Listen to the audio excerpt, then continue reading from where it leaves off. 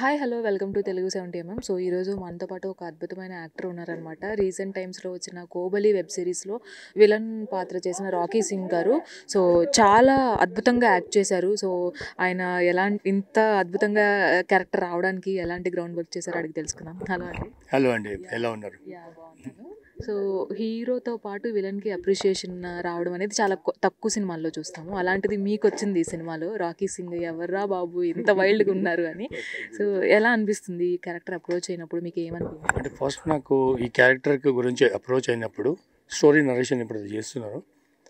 నేను నేను ఫస్ట్ ఎప్పుడైతే ఖైదీ నెంబర్ 150 చేశాను దాంట్లో విలన్ క్యారెక్టర్ ఉండే, అది బాగుండే, కన్విన్సింగ్ క్యారెక్టర్ ఉండే. సో ఫుల్ లెంత్ క్యారెక్టర్ చెయ్యాలి అని ఐ వాజ్ వెయిటింగ్. అండ్ దాని తర్వాత ఈ స్టోరీ వచ్చింది. ఇంకా జీవన్ గారి స్టోరీ అనమాట. ఇది ఆయన వచ్చి నాకు చెప్పే వరకు, సార్ ఇది మీరు చేయాలంటే ఐ ఫెల్ట్ లైక్ ఓకే చలో I got a chance now to prove myself. నా యాక్టింగ్ ఏందో అని చూపిద్దామని ఐ ఫెల్ట్ హ్యాపీ. అసలు తెలుగు రాని మీరు ఇంత మంచిగా అసలు స్క్రీన్ మీద అద్దరు కొట్టేశారు. సో ఎలా సార్ ఆ తెలుగు డైలాగ్స్ చెప్పినప్పుడు కానీ అవి ఎలా తీసుకున్నారు, ఎలా అర్థం చేసుకున్నారు, ఎలా యాక్ట్ చేయగలిగారు? అంటే మా డాడ్ హర్యానా, మా మమ్మీ వరంగల్. నాకు తెలుగు వస్తుంది, రావటం కాదు. కానీ నేను తెలుగు చదవడం నేర్చుకున్నాను. ఎందుకంటే ఇప్పుడు ఆర్టిస్ట్గా ఒక్కొక్కసారి స్క్రిప్ట్ తెలుగులో ఉంటుంది. So I can't put a translator కదా, నేను సొంతంగా చదవాలి అని. So I learned it. Shooting చేస్తున్న టైంలో అది సినిమా అవనండి, షార్ట్ ఫిల్మ్ అవనండి, వెబ్ సిరీస్ అవనండి, కొన్ని గుడ్ అండ్ బ్యాడ్ అనేవి మనకు అనిపిస్తూ ఉంటాయి. అలా మీకు ఏమైనా అనిపించాయా? అంటే ఫస్ట్ గుడ్ గురించి చెప్తాను. ఈ క్యారెక్టర్ చేస్తున్నప్పుడు నేను కంప్లీట్ ఇన్వాల్వ్డ్ ఉండే యాజ్ అ రమణ. నేను సెట్ మీద రమణనే ఉంటుండే. నేను రాకీ అనేది ఎక్కడ ఉండబోతుండే. అంటే 99% ఐ వాజ్ రమణ.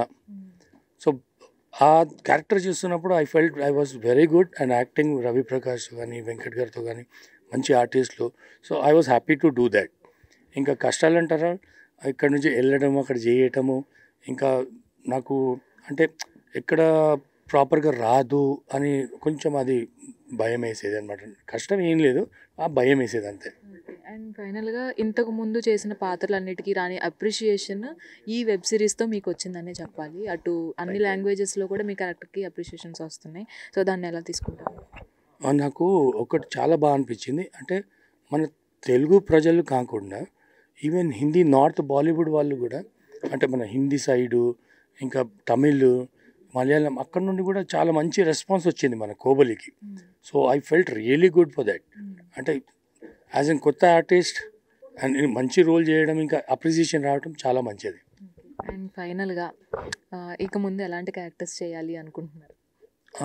చూడండి, నేను యాజ్ ఫస్ట్ సినిమా అనేది నేను యాజ్ అన్ యాక్టర్గా మంచి గుర్తింపు రావాలని అనుకుంటున్నాను. దాంట్లో నెగటివ్ క్యారెక్టర్ రావచ్చు, పాజిటివ్ రావచ్చు. దానికి నేను జస్టిఫికేషన్ ఇవ్వగలిగితే అది I will be very happy. Thank you so much and all the best for your. Thank you అండి.